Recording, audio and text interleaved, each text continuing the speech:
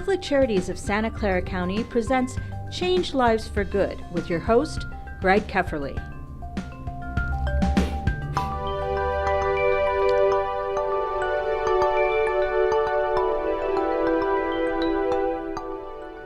Hello and welcome to Change Lives for Good. I'm your host, Greg Kepferly, CEO of Catholic Charities of Santa Clara County, talking about BEST, bringing everyone's strengths together. And with me are America Aguirre and Tony Rodriguez with Catholic Charities, Washington United Youth Center, and our Bringing Everyone's Strengths Together program. Welcome, America. Welcome, Tony. Thank you. So tell me, what is BEST? What is this program, and who do you serve, and how do we do it? Well, BEST, it's Catholic Charities have been operating BEST for over, I believe, 12 years, where we're working with students, middle school and high school students, not only at the schools that we serve, but also here at our community center, where students come in and do support, support groups with them. So we talk to them doing some life skills where they can come in and talk about anything, and really building those skills for them to become those positive adults. So the whole idea behind this program is from the Mayor's Gang Prevention Task Force in the city of San Jose, with funding from the city of San Jose, but it also requires some matching funds from Catholic Charities to make this happen.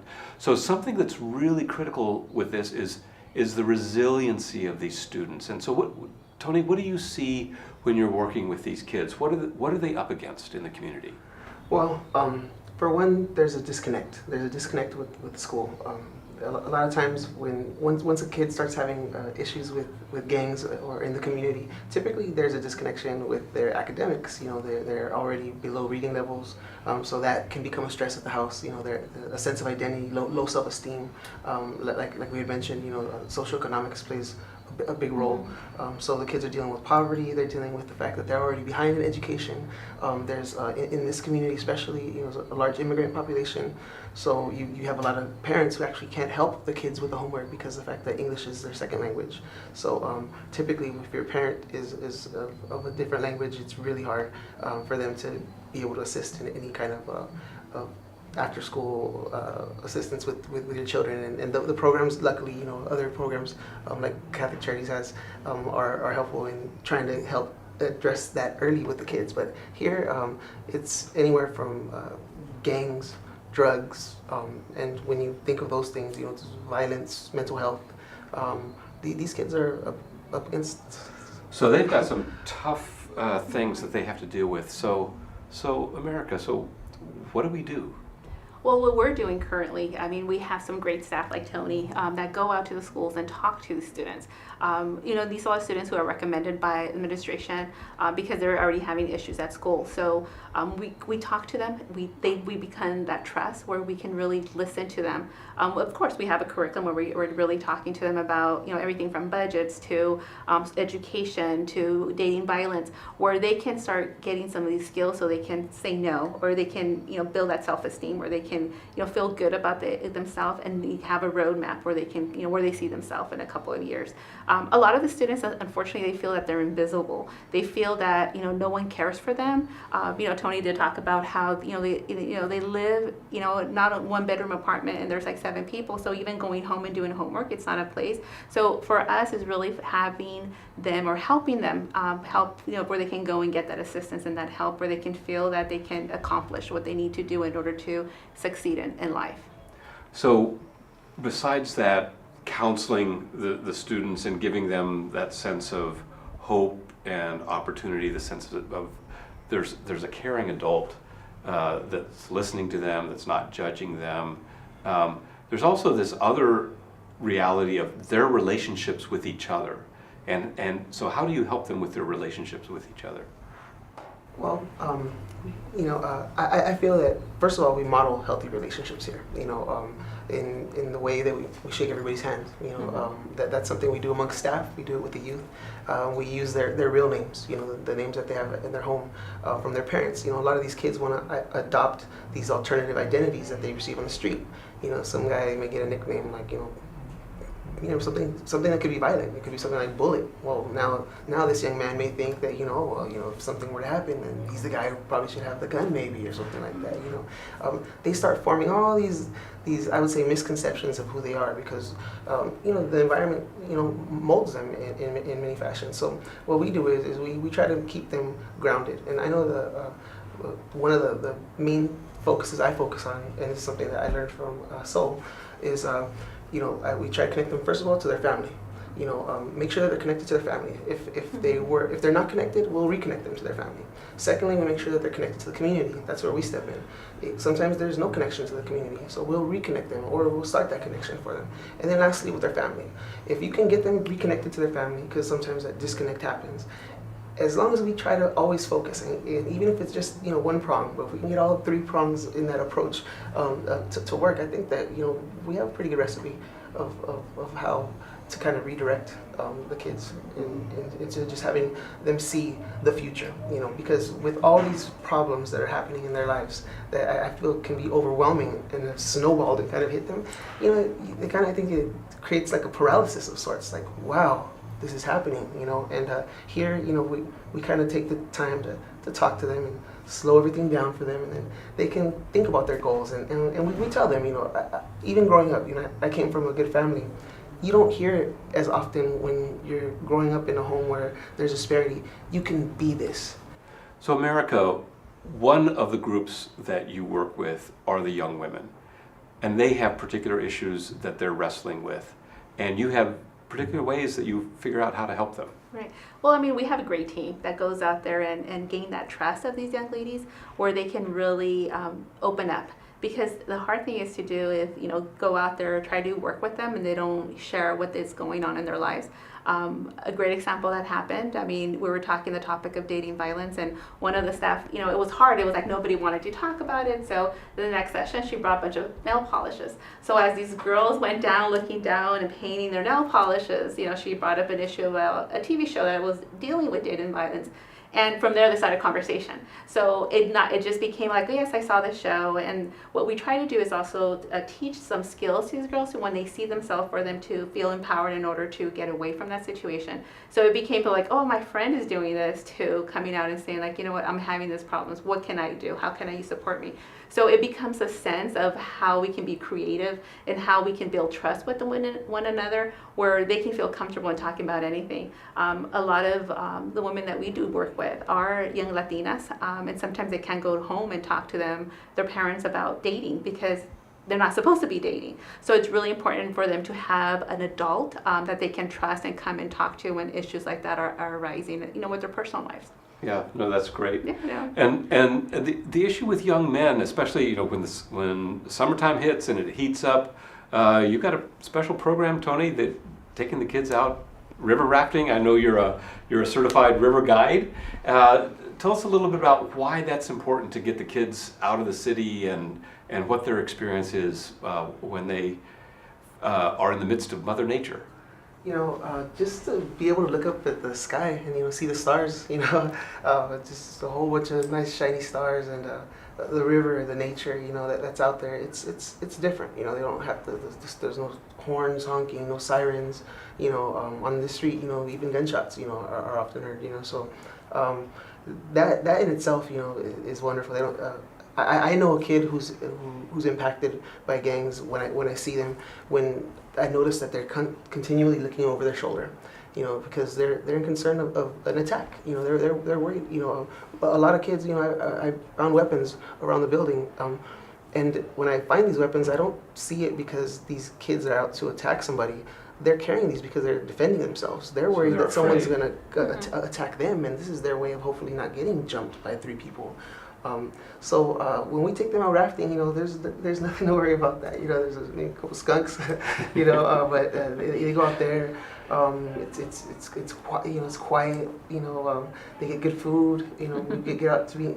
There's, I think, everybody. We all the sun itself. Is good for our health, and being out in nature just kind of reconnects everybody to who they truly are. And out there, it's all team building. There's out there, red and blue. Only has to deal with colors, on the flowers and maybe the water, but out there's no such thing as a gang, and out there we're all equal. And if you don't like the person on the boat, you know what? You're gonna paddle with them.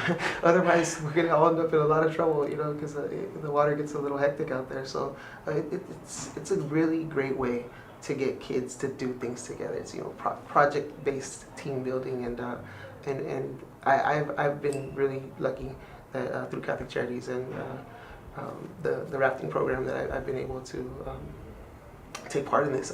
And there are some of the relationships that I have with the kids still to this date. Even one of the staff is a former, was my first participant on a boat 8 years ago. So because of that, there's a lot of trust, and that trust will go a long way. You got to trust the people on the boat, so it doesn't matter what gang you were in before. There are no colors there. It's just you're pulling together, or you don't survive, right? Yeah. But the other thing you'd mentioned to me at another time was this whole sense of the persona that you were talking about. When they're here in the city, they're looking over their shoulder. There's a lot of stress, and they put on a mask. There's a certain persona that they have to survive, but when they get out in nature, that mask drops. We actually have a workshop that so created, and it's called it's in relationship to identity, true identity. And what we do is we have the kids make masks, the young men and the young women. For young men, for example, we don't touch each other's faces. That's very, I don't know, men get really defensive about that, right? Men want to, men don't go to the bathroom like in groups, like ladies do sometimes. It's because I guess they want to do things on their own, and I don't know, whatever it may be. So this activity, we actually have the kids partner up, and then these young men who consider themselves, most of these guys think they're like the tough guys, in the neighborhood, right? And now they're touching each other's faces. They're trusting one another. They have to lay there and have basically a plaster applied to their faces. And then through the workshops, we talk to them about who it is that they are on the inside. On the inside of the mask, because sometimes as a man, or as a young man growing up, if you fall down, typically, hey, get up, be tough, versus, if my daughter, for example, were to fall, like, oh, yeah, no, come here, and so we send these messages, and I myself, I'm very open, I'm a sensitive person, I think everybody knows that about me, I think it's important that we talk to these kids about that they shouldn't necessarily feel that they have to be who everybody wants them to be. Like, whoever it is that they are inside, be that. And here, we love them. We respect them for that. Right. And so they can be a little kid again. Yeah. Yeah. And I think at the river, even inside our groups, they become kids.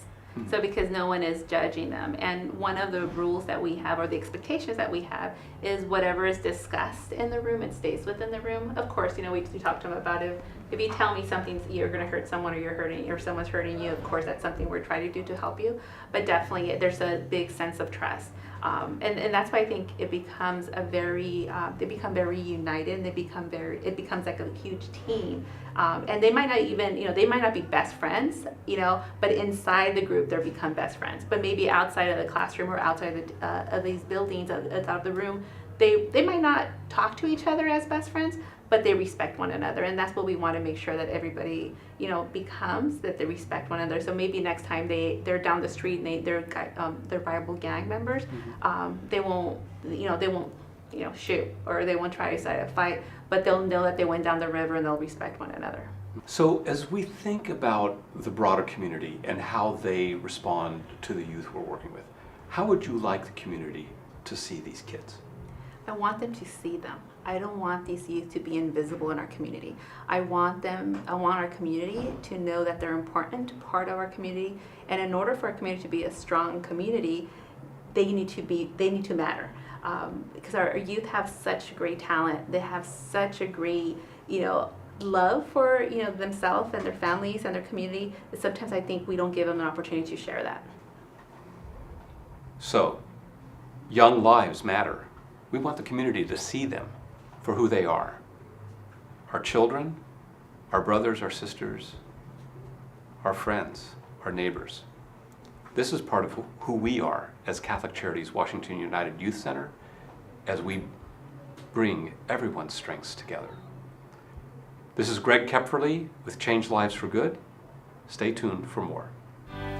Bringing everyone's strengths together, BEST helps youth in the Washington neighborhood establish respect for themselves, their peers, families, and community. The BEST program has created a safe haven for thousands of youth. The BEST program has been active for over 20 years. BEST provides structure for youth to learn how to make healthy life choices and to be able to work in group settings. BEST helps youth build on their core values and gives them positive role models in their community. BEST services include peer support groups, recreational events, field trips, and sports. Catholic Charities works to end poverty by helping families and individuals get the tools they need to become more self-reliant. It offers a hand up rather than a handout through a wide range of services and serves more than 54,000 people each year of all cultures and beliefs. Welcome back to Change Lives for Good. I'm your host, Greg Kepferly, CEO of Catholic Charities of Santa Clara County. And with me are America Aguirre and Tony Rodriguez with Catholic Charities Washington United Youth Center and our program of bringing everyone's strengths together. So talk to me a little bit about Catholic Charities method and why we're using best practices and our leaders in the Mayor's Gang Prevention Task Force and this whole model of bringing everyone's strengths together. So what is it that Catholic Charities brings to the table? I'm very proud to say that Catholic Charities has taken a stand in making sure that we're not labeling our youth. So for us, if a student is referred to us because he's seen as a gang member, we never will refer to him as a gang member. Or even we will never identify a student who we consider, even though we might think he's a gang member, we'll never say that. Because for us, they're youth, and if we start putting labels on young people, then those labels can stick and they can damage them. So for us, it's really important to see them as a youth and who the person they are instead of what they appear to be. So, number one, not labeling. Definitely. Seeing the youth for who they are. What else? Tony? I think that one of the special things is we're a diverse group. Not everybody, for example, I myself, I was never in a gang. We have people who may have had affiliations before, that will work with any youth. We are, I would say, universal staff when it comes to working with them, whether it's a young girl, whether it's a young boy, whether it's an older man. The situation, we do work with best practices. We try to find what tools we have. We try to find the best staff person to get the job done. And I know we've had from Korean staff, African American staff, Latino staff,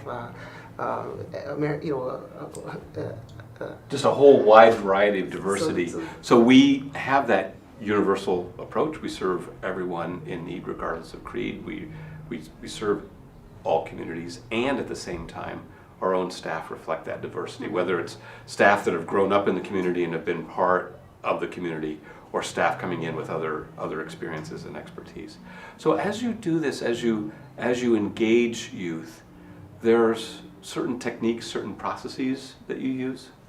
Definitely. One of the things that we always do is, of course, no matter anyone that walks through our doors or as soon as we walk into a campus, we're always smiling. One of the things that we always do is always that handshake.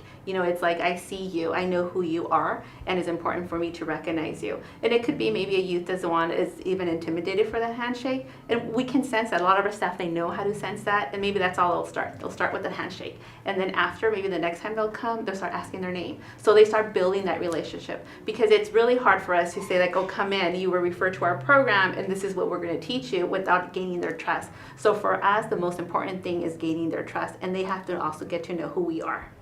So that sense of dignity, the sense of respect, the sense of trust, you know their name, they're welcome, that sense of hospitality, it seems like it is so important. And it seems like there's this other connection that the youth themselves are empowered to make their own decisions. Definitely. it's something that we need to do. We can come in with a set curriculum, per se. We can come in and say, like, this is what we're going to talk about, but it could be maybe a couple of the youth, there was a fight or there was a shooting in their community. So they run the program. So we're there to facilitate it, not to be the teacher in charge or not to be the person who's doing everything. One of the concepts that we have within our program is the circle. So there's no beginning, there's no ending, and everybody's in the circle. So for us, it's really important for them to see us as part of it, as who they are as well. One of my favorite best practices is the reach model. That's something that's so worked on.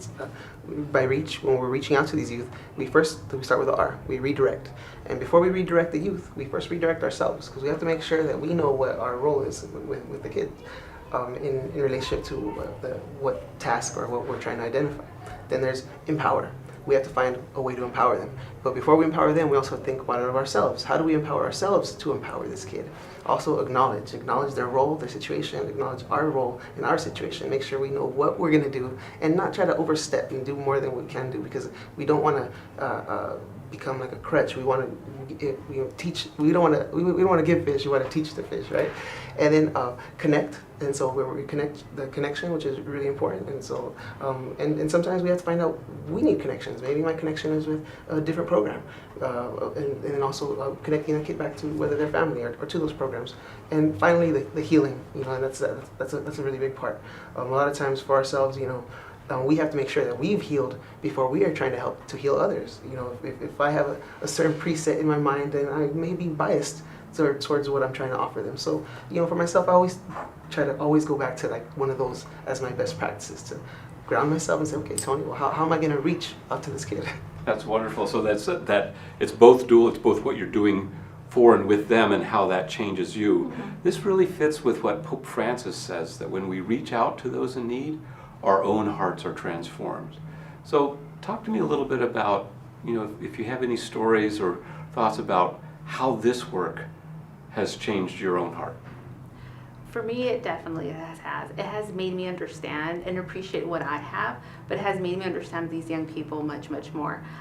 It makes me feel that they can do whatever they put their minds to. They just need someone to help them. I love when I see, or like Vanessa, she's one of our staff, that when we first started Beth, she was one of our clients, and now she's coming in and working with young women, and that to me is like, she'll be taking my job when I'm gone. So it makes me feel like I'm doing something, I'm planting my seed, where I can keep on watering it, and other staff will continue watering it, and they will bloom, and they will, they are our future, and we need to see the future in every of those young people that we work with. Thanks, America. Tony? Wow. I'm every day is a surprise for me. I just today, like Naomi, for example, she was a little disappointed that she's not going to graduate till next year. She's overwhelmed herself. I think she had like 15 units this semester. And, she's doing everything she can do to just knock everything out. And this is somebody who, before, I was helping to spell basic words. Just grammar, and still to this day, oh, Tony, can you proofread this and that, and she's an adult, but I've known her since she was probably like 14, seeing something like that, or working with the Rafael, who this young man, I've worked with his sisters.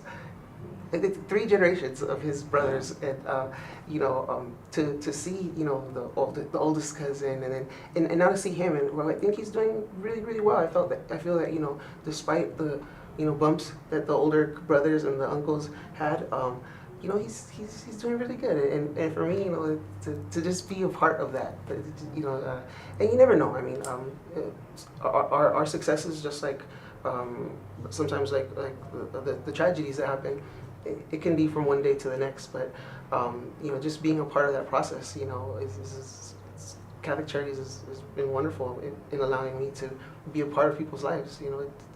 It's healing for oneself. Mm-hmm. So it's the reach, also the reach within, that healing, that transformation is really powerful.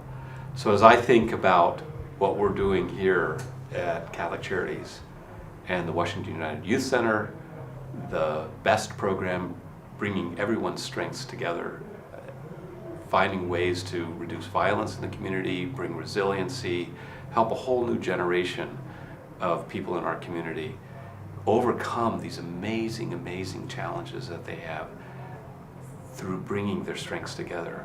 I really see that what you're doing is changing lives for good, including changing your own lives for good. So thank you, America. Thank you, Tony.